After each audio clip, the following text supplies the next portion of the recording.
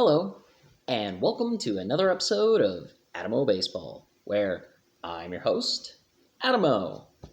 And in this episode, I'm going to be breaking down the team I believe is going to get a wild card spot and finish second in the American League Central, the Minnesota Twins.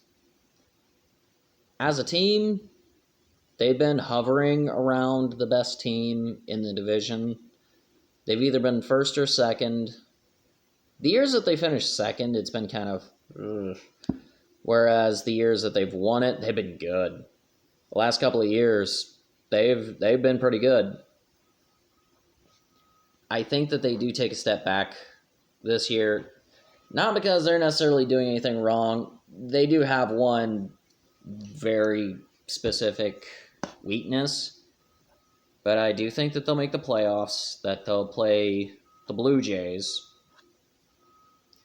and that they'll get their first postseason win since 2004.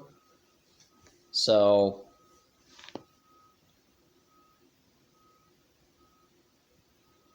I think that they lose to the Yankees in the American League Championship Series.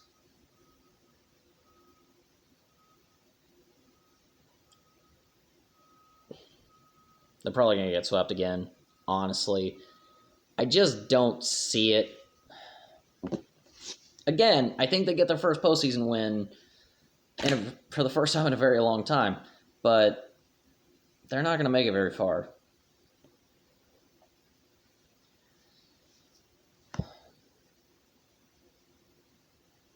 I think we're looking at maybe a 94-win team. Last couple of years, they've either won 100 games or been capable of winning 100 games. So it's not like they don't have talent. But I think that they do move back, mainly because of their bullpen. Their lineup is stacked, top to bottom. Like, it's pretty rare when you find a guy ninth in the lineup who could bat most anywhere in the lineup. And their rotation, their five guys average, and you beg for that.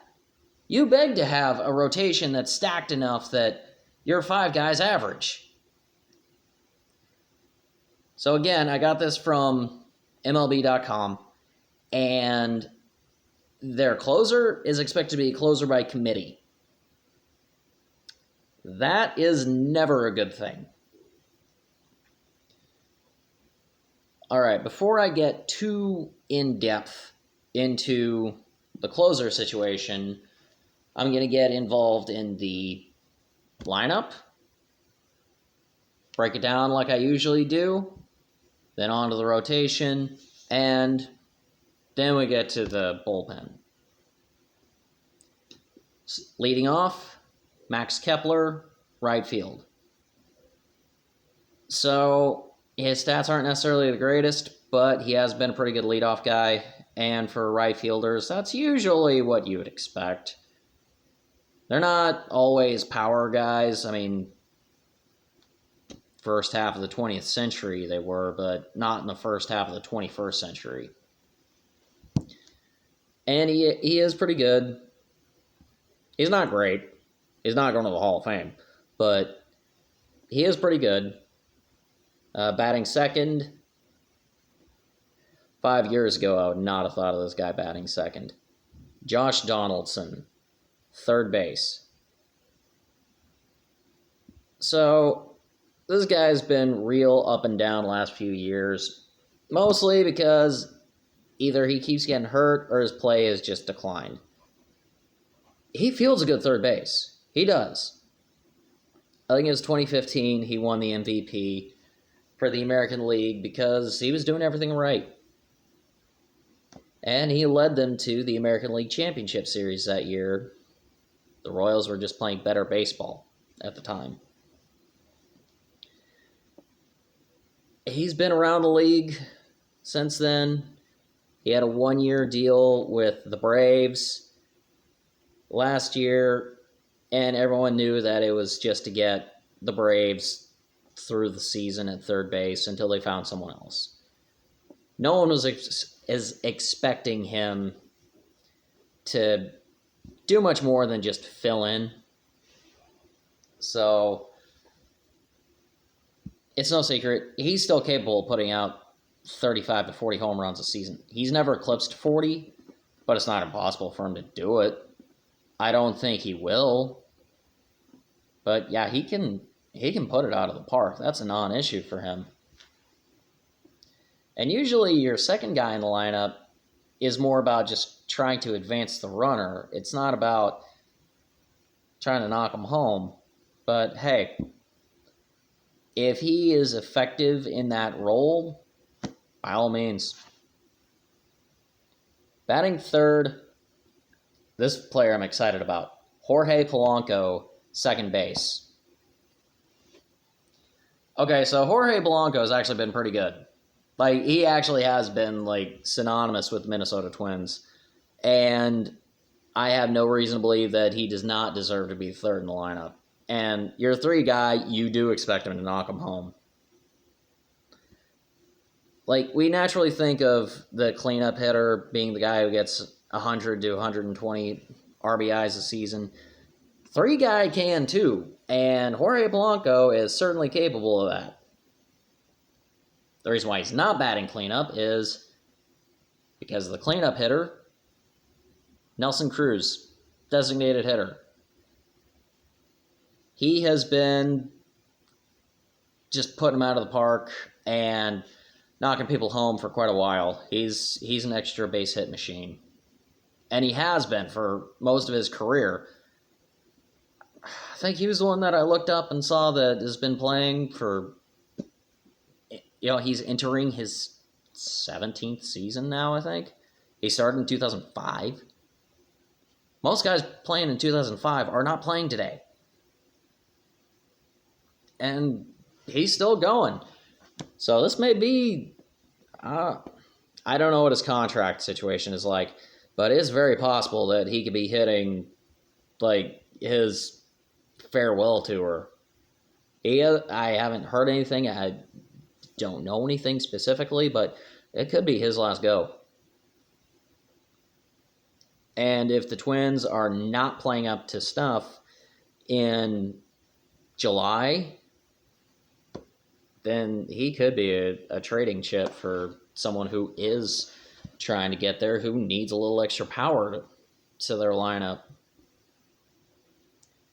Number 5, Miguel Snow, first base. So I looked up his stats, and I was kind of confused at first because he's not a great hitter, but he does hit for power, but he also strikes out a lot. He led the American League in strikeouts last year with 90. No, I'm not making that up. They played 60 games last year. They didn't have any coronavirus-related delays, and he still struck out 90 times. That's 1.5 times per at-bat. That's not including the postseason. They only played a couple of games in the postseason, but that's not including the postseason. So if he can cut his... If he has 90 strikeouts this year with a full season, that's an improvement. But again, he hits for power. So for him, it really is about cutting down on strikeout rate. Because I don't want to say number of strikeouts, because 90 strikeouts for a season for a power hitter actually isn't bad. It's not great, but it's not to where it's like, it's more like, okay, that figures. So really, that's what you really got to look out for. Batting 6th, Luis Arraez. I don't know if I said that right. I tried. Left field. This is an interesting case. So, his designated position is actually second base, but because that's filled with Jorge Blanco, if the Twins need to trade Josh Donaldson for some reason, Luis also plays third base. He's listed as a left fielder for right now. He does play left field, and it looks like most of what he's done has been in the farm system, and he's done pretty well. So it really looks like he's actually a pretty good player. And can hit, just about anywhere in the lineup. Not necessarily cleanup, but at 6, that may actually be the right spot in the lineup for him. Batting 7th, Mitch Garver, catcher. He's had a couple of pretty good years behind the plate for a catcher. He's also had a couple of really bad years behind the plate for a catcher. So, he's pretty inconsistent by season. If he can just keep his batting average within the league average, I believe they call it the Mendoza line, then yeah, that's good enough. You don't expect catchers to be batting 300, okay? Don't expect the Twins to have Joe Mauer at catcher for a long time. That's not normal.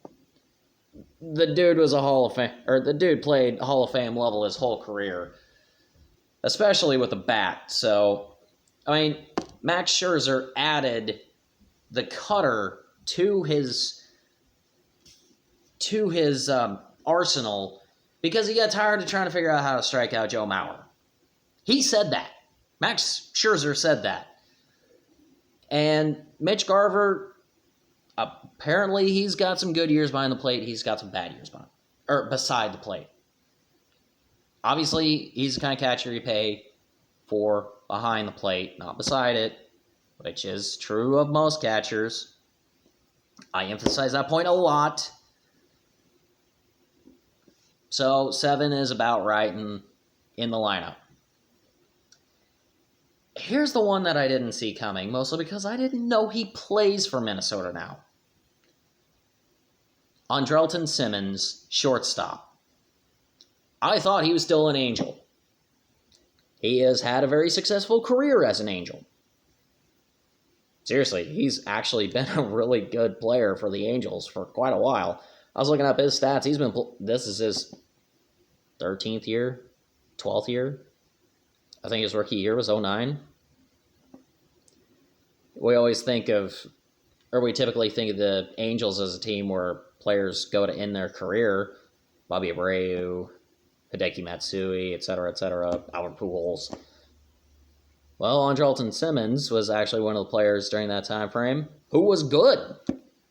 Look, he's not Mike Trout, but he was a pretty good hitter, and he fields very well. He's not the best shortstop in baseball, but he is pretty good. And now he's playing in Minnesota. Perhaps he'll bring some stability to the infield, because I can't think of another reason why he would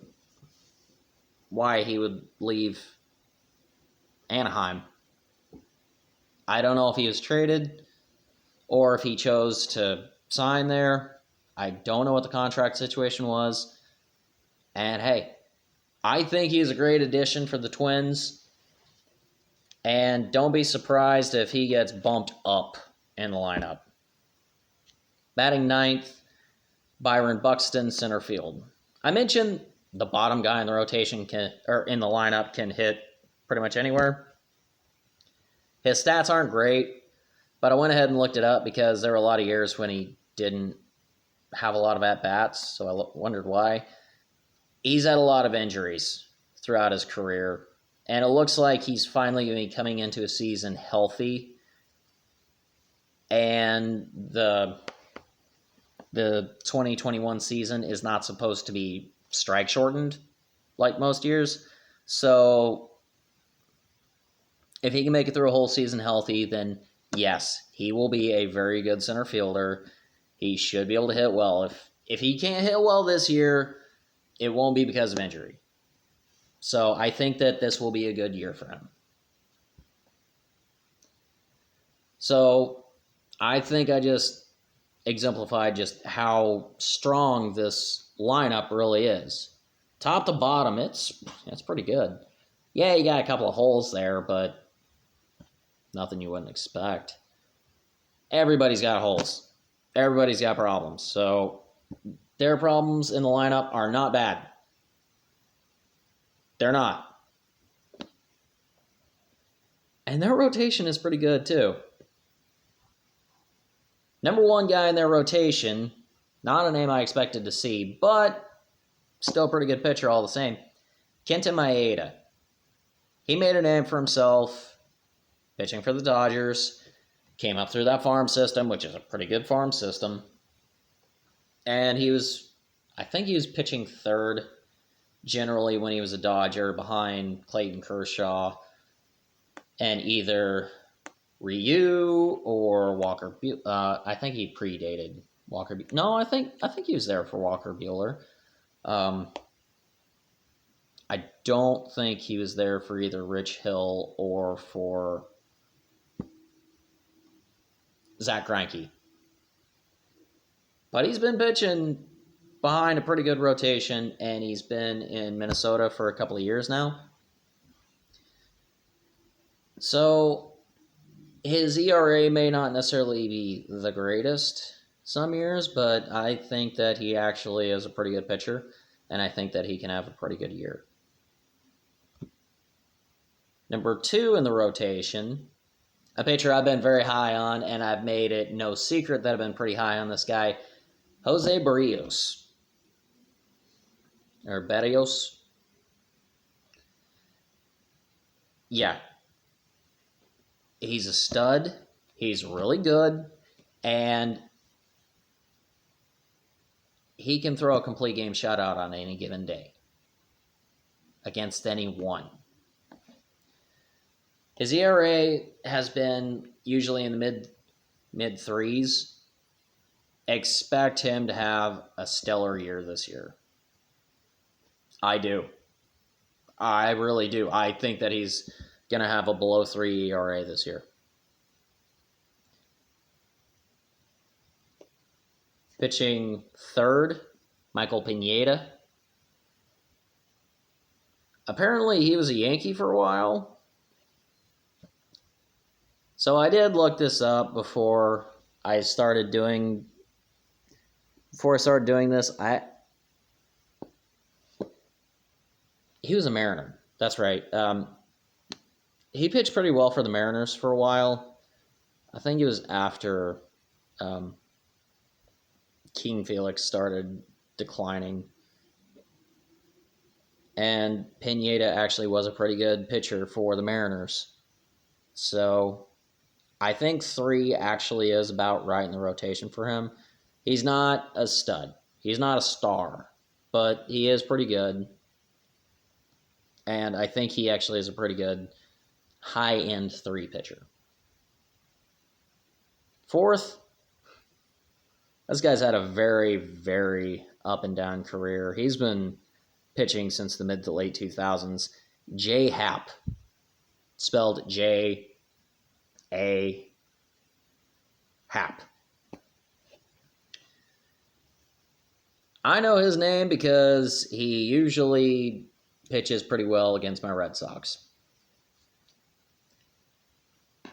And he's been pitching a lot longer than I thought, because apparently he started his career with the Phillies, and he didn't do well at all, but it really was whenever he got to Toronto when his career really just took off.